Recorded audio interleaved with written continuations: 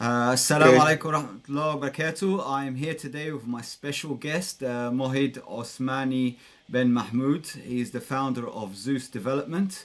It's a property Yeah. development and construction business in Malaysia.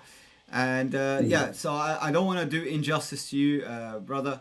So maybe you should introduce yourself and tell us a little bit about yourself, maybe your background, what you studied, and how you got involved in business and how you started up Zeus Development in Malaysia, and what projects are you working on currently?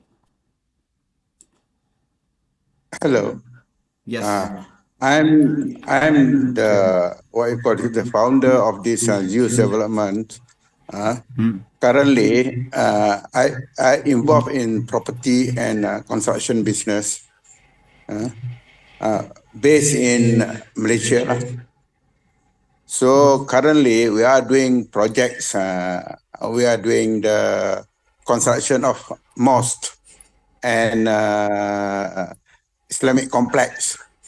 Mm. At the this one of the university in northern part of Malaysia. It's got this Unimap, they call it, a University Malaysia Perlis. That is my current project lah. Mm. So we are going to have another project in Johor Bahru, the southern part of Malaysia, Mhm. whereby this the land is registered under my company lah, Zeus Development, and the this land is in Johor Bahru, but the distance from my place, my land to Singapore is about 6 kilometer. 6 kilometer. So that is my next project lah in Johor Bahru, Malaysia. Mhm. That's all lah. Okay, so I so want maybe about yeah. the project lah. Yeah, yeah. Okay, so maybe we should just go way back. So you're born in Malaysia, first of all. Okay. Yes, yes. I born in Malaysia. Okay. So what is your background like? Let's say when you was a teenager, you're a young man. I mean, how did you get involved in setting up the business from the very start? Do you come from a generation of property developers? I mean, your father, was he also in construction? You just give us a little background about yourself. I mean, how Yeah. how did you Uh, start your I journey I to this level now? uh, uh, in fact, my background is also from the construction and property business because after I graduate from the university, I work with a government agency which involve in property and construction. The name of agency is uh, Urban Development Authority. Is it? Urban Development Authority uh, in Malaysia. So I work with them about 10 years, and then after that I come out and I set up my own business for this property and construction business. What That what is what my what background. what drove you to set up that business? Did you always feel that you wanted to be a business owner? You wanted freedom, flexibility. What motivated you into leaving employment and going into to business? Yes. Leave the employment, going to business because I really what you call this. I plan that I work to just to get the experience. After that, I will go for uh, my own business.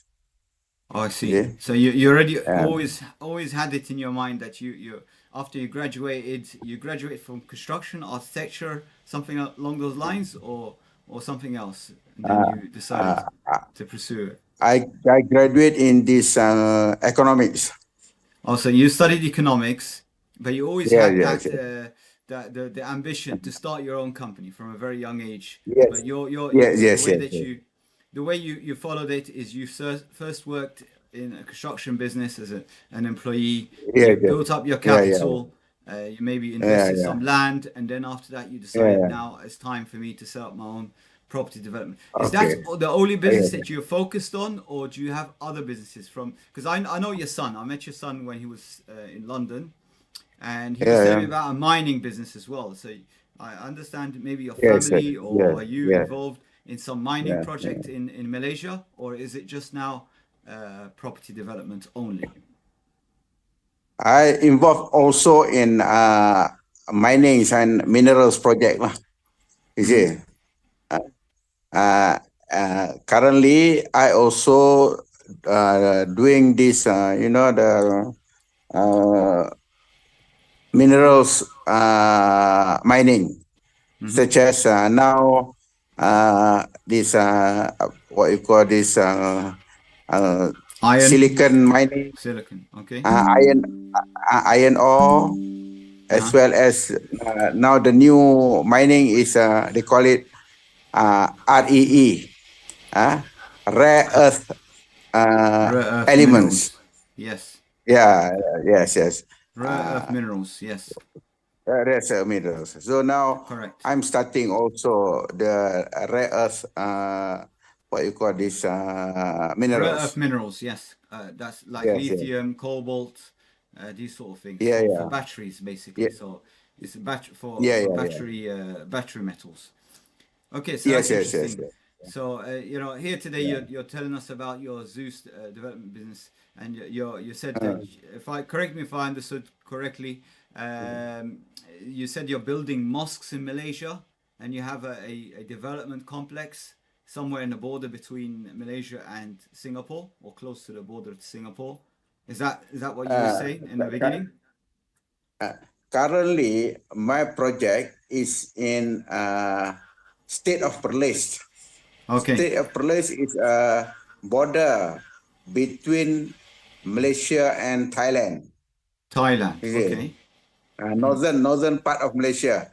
Yes. In the north, we have Thailand. In the south, we have this Singapore. Okay. Currently, my project is in north, at the north.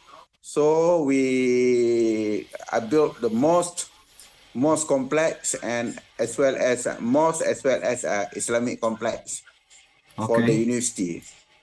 Okay. Uh, I think this project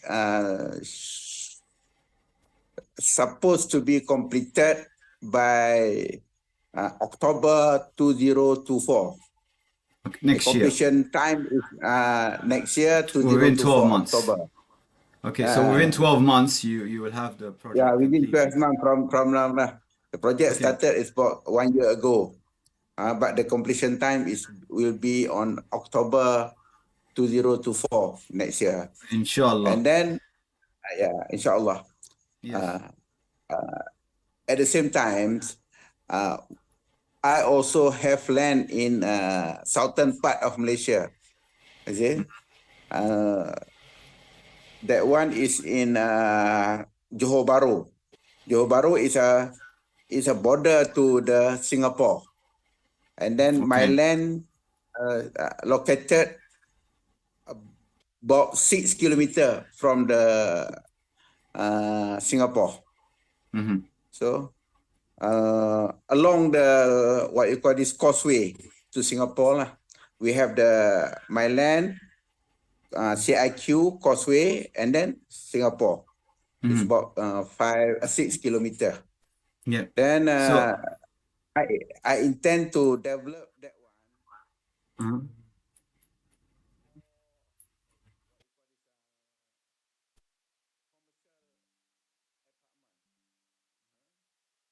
yep.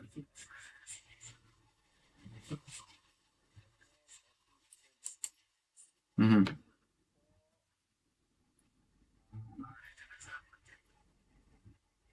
Mm-hmm.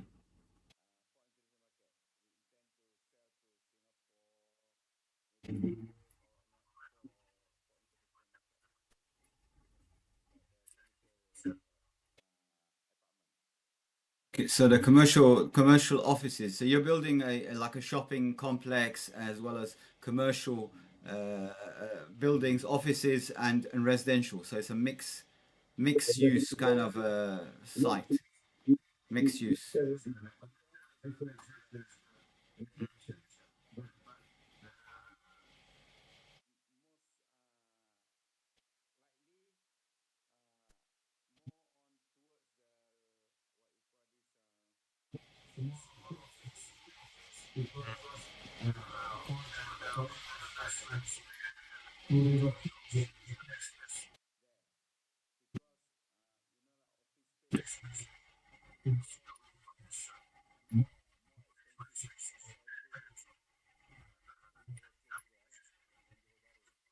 Mm.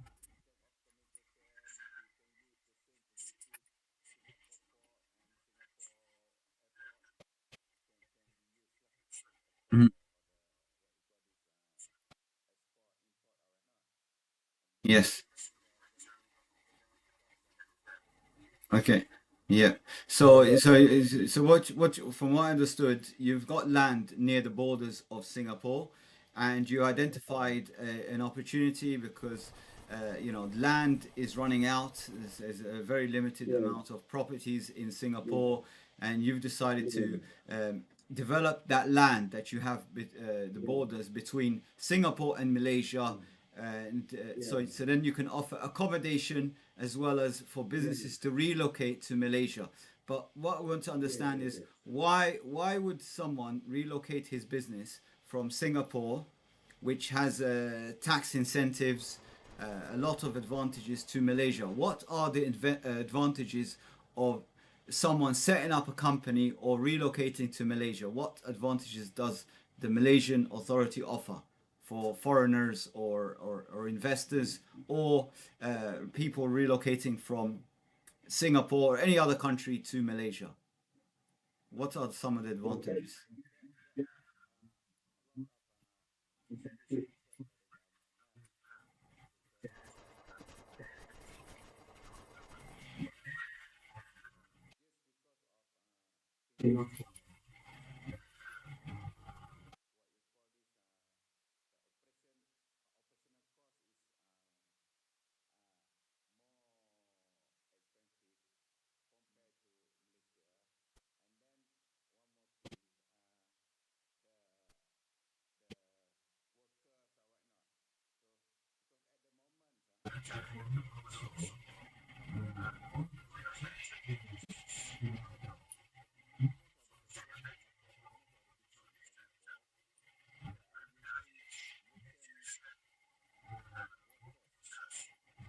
Okay.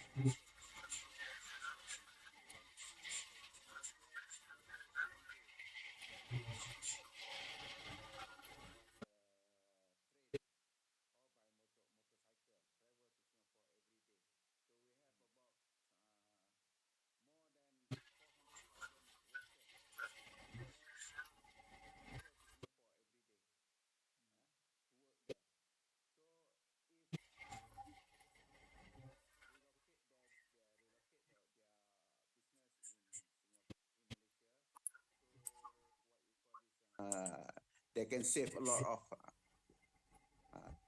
operational costs, rental costs, or whatnot lah. Is it? Yeah. And so by them relocating, so you're targeting people that live in Malaysia, that live further than the border, that have to travel quite a distance to go to Singapore. If they relocate or they invest in your apartments, they buy an apartment or rent, then they could be close to the border, so it'd be quicker for them to go to work, basically. Yes, yes, yes. That's one thing. And also, Uh, from the advantages I understood as well, is that if foreign investors they invest in buying a property, an apartment or whatever, the prices of property are going up in Singapore, and therefore people are spilling over into Malaysia. So eventually, that's going to yeah, create a boost in the property prices as well in Malaysia. yeah, So yeah, property prices will yeah, go up. So this is like a ground level opportunity for people to invest yeah, yeah, in Malaysia, just like the early days in the United Arab Emirates in Dubai. Now yeah, property yeah, prices are there are skyrocketing.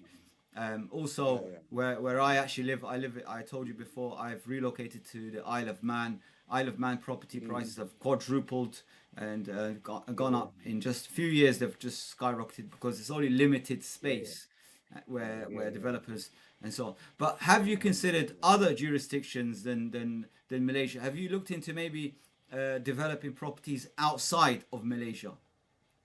Have you looked into Yes. that, brother? In fact, I have my intention to uh, develop the property in UK, uh, because my son suggests me to open a what you call business in UK or Island of Man or what. But then at the moment, I think for 2024, I intend to concentrate the project in Johor Bahru first. I wanted to finish my project in Thailand borders Thailand and no, Malaysia. the border of Thailand, and Yes, then at the same time, I wanted to start my project in Johor Bahru, near Singapore. the near Singapore. So Okay, for fine. two, that is my expansion program for 2024 and 2025. Uh, maybe maybe once I have a good profit in Johor Bahru projects, then I can make use of the uh, money to invest in UK or Island of Man for that matter. Is it? Yes, That, yeah, and then yes. at the same time, I also have intention, maybe to raise the capitals uh, from Europe, such as uh,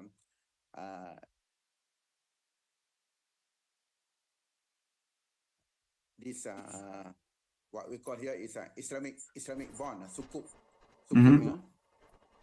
Yes, I know about Sukuk. Yes. so maybe maybe I can work with you to raise the sukuk in uh, Island of Man or UK for that matter. Is it? Yeah. Uh-huh. Where the Sukuk is And not offered in the UK or the Isle of Man. The Isle of Man are not uh, aware of Sharia compliant yeah, products yeah, yeah. or any of that. So that's all new. However, I can tell you about the Isle of Man. There is a lot of opportunity for property developers. Well, the government's Yes, yes. open. They're offering brownfield sites for cooperative development, housing Okay. association Uh, development, properties for residential, because there's a housing crisis at the moment in the Isle of Man. So there is a great opportunity okay. at this present time in the Isle of Man for Okay. developing Okay. residential properties. Okay, so Okay. but what I'm trying to say to you as well, the advice, I know your son told you to set up a company in the UK. I would advise against Yeah, it. yeah. The UK is not a good jurisdiction to set up a company. If you want to do business in the UK and the Isle of Man, you would set up a company in the Isle of Man, and then you do business with the UK and the Isle of Man, but not the other way around, because it's in the UK there is tax. The UK has revenue. You have tax on your business revenue. Okay, the Isle of Man does not, and you can protect your assets from an Isle of Man company. So I would recommend that we look into setting up a company in the Isle of Man for property development. I've already started along those journeys, just to let you know, and I'm also involved in logistics business, as well as I'm also into the property development very recently, and I am acquiring properties that need. I'm not experienced as you in that field, so my limited experience is I just take properties from auctions, I fix them up, and the idea is to then rent them out to low income families or people that are struggling, and offer accommodation also for Muslims or ethnic minorities that might be kind of discriminated, or they're not given a good opportunity in things. So I give them accommodation as well, fi sabilillah, for charity, and at the same time help them to grow and develop. So that's the vision that we want to do. You can get involved with us, inshallah. We can cooperate together. We can look into, if you need to raise funding for any future project in Malaysia. I think Malaysia is also a good jurisdiction to invest in. Perhaps we can also attract foreign investors to invest in Malaysia and to get involved at the ground level in this opportunity, because it's a great. I believe in Malaysia, especially when your son told me about the natural resources that you have. And I don't. I think your son also told you that I've been involved in investing in natural resources. So I believe in the resources that Malaysia has as a jurisdiction. So if you want to cooperate, I'm more happy if we're cooperating for the benefit of both jurisdictions, the Isle of Man, the UK, as well as Malaysia. That area as well is very beneficial. So I want to get back now, brother. I want to get back to the project between Thailand, in the borders in Thailand, where you said you're developing something for the university, you built a mosque complex, an Islamic center, all that stuff. It's all amazing. However, I want to understand, is that a project that the university gave you and you're developing on behalf of the university, or is this something that you've just decided you're going to invest in fully and develop for the university? What's the stance on that project in particular?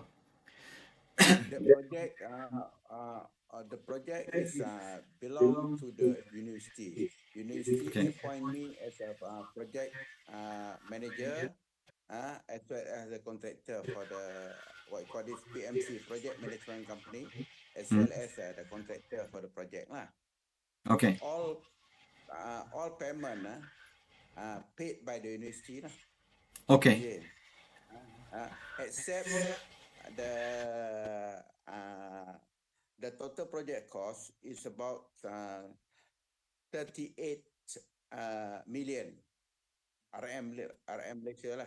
It's about 6 million pound lah. Okay. Okay. Right. The university put a commitment uh, to pay to me about 34 million. Okay. Then I have to raise the fund about 4 million. Is it? For the university, you need to raise funds to on top. So they're going to Yes. contribute. They're going to contribute towards the development, and then you have to raise an additional 4 million to complete the 4 project. million Is that okay? to complete the project. Okay. Uh, And then because ultimately, when the for project me, is completed, what's in it for the business? Yeah, I understand it's all good stuff, but what's in it for your business? What's in it for Zeus Development, property development company? What do they get out of it? Do they get revenue, future revenue, as being a co-investor in a project with the university, or do you get like a final payment at the end once the project is completed? How does that work? Because it's a new area for me. because that project partly what you call this cross subsidized by this renewable energy project to the university. You see? Okay. So the the university allow me to generate the power using solar and uh, uh, the power supply to the university is using solar panel. You see? Mm-hmm. Yeah. Then I can save the university uh, from these electrical bills. That is my profit lah. You see? Okay. So you will sell the unused energy back to the grid Yeah, in Malaysia, and back to that's the that, and back that to the grid. way, you will make a profit for your business. So it's Yes, yes. in a way, from what I understood, your project is a very good project, because what it does, it not only has a social benefit, like you're developing for an academic institute for the university where people are going to benefit from the site, but also it has a business latched into it, like a beneficial business which is going to generate revenue. Is that Yes, that's yes. correct? So there is a business Yes, element and there's a social yeah. benefits. I like this project already. So now we covered the academic project which we're working on. That site for the university between the borders of Thailand and Malaysia. Now I want to go now to the borders of Singapore. That project, that's purely 100% commercial project. You're developing a mixed-use site, shopping center, residential and also commercial site. Yeah, offices and so on. That one And is that that that project is uh, purely commercial. Okay, Is it understood. Understood. Now, commercial and residential? the land that you have, how big is that land that you're developing on? So just to get an idea of Uh, the it's size we're about talking. I don't know your how do you calculate in Malaysia the How do you land is calculate? about 4 acres 4 acres. Okay, it's quite a big size. Okay, and Yes, now for you own the land. The land is yes, yours, so it's 100% yes, yours. yes, Okay, now yes. so for the development, who's financing the development for that particular site? Do you already have the uh, funds, or you're waiting to get the profit that you will generate from your Thailand I border business and to finance the second project, or how are you going to fund this project, or where do you want to get the funding the from? the the, the projects we can I have the initial capital from my profits in this Perlis project. You Okay. see, Yes. after that here I have to raise the capitals through what you call this bank financing. Okay.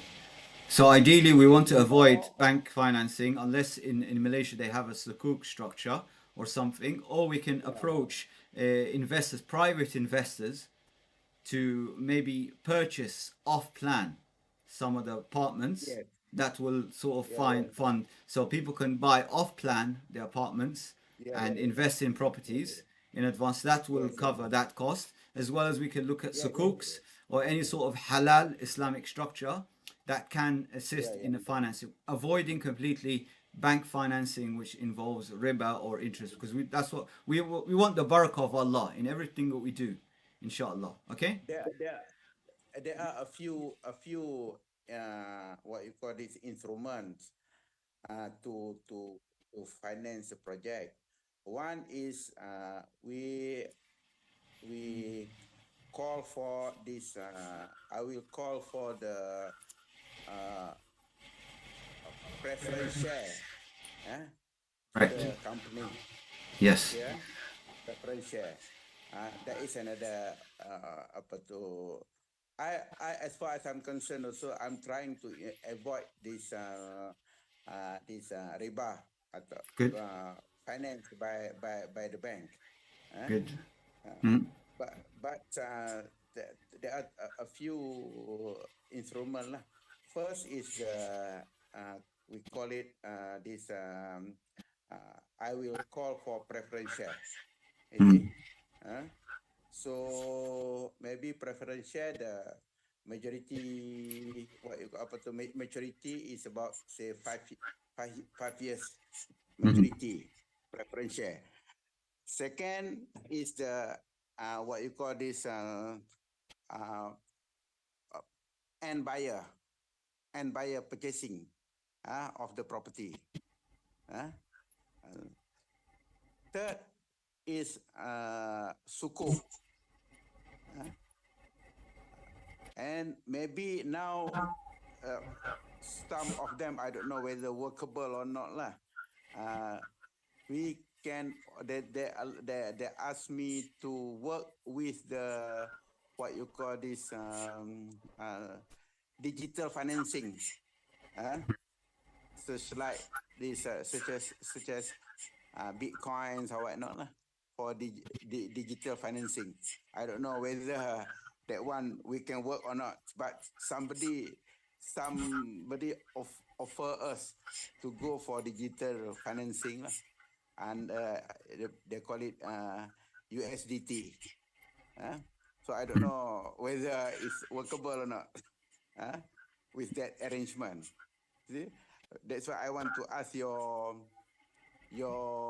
experience, your knowledge also about this Hmm. financing instrument, because Yeah. I really not really familiar with that. Huh? Maybe you have also contact in what you call this in Middle East, what you call this group, such as in this Dubai or not. Huh? So maybe we can get the raise the sukuk financing from that, what you call this area. I don't know. That one I have to work with you lah on and on that Yeah. arrangement. Yeah. So, brother, I want to tell you something. Yeah, I do have experience in the digital marketplace, cryptocurrencies, and so on. I was actually involved in Bitcoin from the very start of it. Back in Yeah, 2008, I got involved in Bitcoin mining. I understand that technology. yeah, It's my field in financial. I'm a financial technology software engineer. So I understand fintech and how that all works, and I also understand about tokenizing your asset. So there is something in the financial market called asset-backed security. They use these asset-backed security. Maybe you're familiar with like mortgage-backed security back in 2008, where they were selling these bonds, and these bonds are based on the mortgages that people borrow, and they sell this as an investment product where people invest in these bonds and they earn a fixed interest. Okay, now for us, we can have an asset-backed token, which is the token is backed by the asset that you have, which is your land, your property development, and so on, and the value of that token will increase as your asset increases. So that's there's an intrinsic value, and in Islam, money has to have intrinsic value. You know, in the past they used to have dinar and dirham and gold. The weight of the gold is what gives the value of that coin. Okay, so we can go back to implementing the Sharia money or Sharia assets and Sharia products by following these things. And I will go into more detail because there's a lot to explain in such a short podcast. Also, Zoom only gives me a limited time when I'm doing a podcast. That's why I prefer to do via Teams, where I have unlimited time, basically. So there is a lot going on. I can help you out in a big way. We can contribute. We can cooperate together. I already have a business in the Isle of Man, in as a financial software engineer consultancy business, and I'm also involved in a logistics business now. And I'm now also moving into property development again, where I'm actually acquiring properties on the auctions. What I would like to do is to also collectively we can cooperate and move into construction and development, property development, which is what you're doing, and this is your profession. This is why I wanted to bring you on, understand more about what you're doing, so then we can cooperate together. And maybe we can meet sometime. I can come out to Malaysia, you can come to the Isle of Man or the UK. We can meet up, we can discuss a structure that could work with us. And then from that company in the Isle of Man, we can start raising funds via private investors for your project. Even if we cover part of the investment that you need for that development, or at least to complete some of it, then we can start looking elsewhere, possibly from the Middle East as well, to raise you extra additional funding. But ultimately, what I'd like to do is I would also like us to eventually, we can put your project as priority first. But what I would like to do is I would like to also move into development on the Isle of Man, inshallah, as well as development in places that are run down. Like for example, in the UK, London, the property prices are quite high, but as you move further afield, there's a lot of higher unemployment. So there's a lot of properties that are derelict. A lot of properties are needing repair work. In Glasgow, Scotland's a good area. I see that it's up and coming, in economy and so on. So I feel that if we start investing in the northeast and northwest of England, as well as the northeast and northwest of Scotland, we can create a good opportunity and good property portfolio, which could then be used as holiday homes for short-term lets and long-term lets, as well as provide support housing for people on low incomes or people that are refugees and so on, we can support that. Because I know you're probably aware of the war going on, for example, in Russia, in Ukraine, and so on. All of Europe opened their arms and welcomed Ukrainians. I'm all for supporting one another as human beings, irrespective of our belief. However, unfortunately, there is no help or support for Muslims. Anyone that's an ethnic minority, they just say, you're not welcome here. Go away. Don't come. You know, they block people, especially if they're a Muslim. They have stigma against Muslims. They are Islamic phobic and whatever. Although they won't say it out loud, in their heart they want to eliminate the people. So it's up to us as servants of Allah, as Muslims. We have to reach out for our own brothers and sisters. We have to reach out and welcome everyone, all human beings, all creations of Allah. So we should take up the responsibility of providing housing, providing education, support, and so on. So this is supposed to be our objective, and this is why we're doing business together, inshallah. And this is why I want to support you, because I know you're a very good man, and mashallah, you know, we didn't have a chance to meet during Hajj, but we was actually doing Hajj in the same year, in 2019, but we were so busy we never got to connect at that time. Anyway, go ahead. After our Hajj, you know, here in Malaysia, this 2 years no Hajj because of the COVID. Yes. Yes. We are the last. So it got this last Hajj. Yes. Subhanallah. Yeah, Subhanallah. With 2019 came back and then COVID came on. So yeah, Subhanallah. But I inshallah, you know, I'm planning to go Hajj again, inshallah, because last time I went with my mother and it was my first time, and I was still trying to get ropes of everything, and I loved it there, and I really miss Mecca most. So I would love to go back again, Hajj. So if you are planning to go Hajj, let me know so I can sort of, you know, we can cooperate together. But what I'd like to do, brother, I think this first podcast was a bit too short, and there's a lot of content there, and I would also like to talk about the mining opportunity, because from what I understand, your land that you have when you're doing mining, there's a lot of rich resources in iron ore, very high grade, as well as rare earth minerals. And I know companies, mining companies, through my contacts, that might be interested in investing in that as well. So I would like to do another podcast. Oh, it's got cut off now, unfortunately.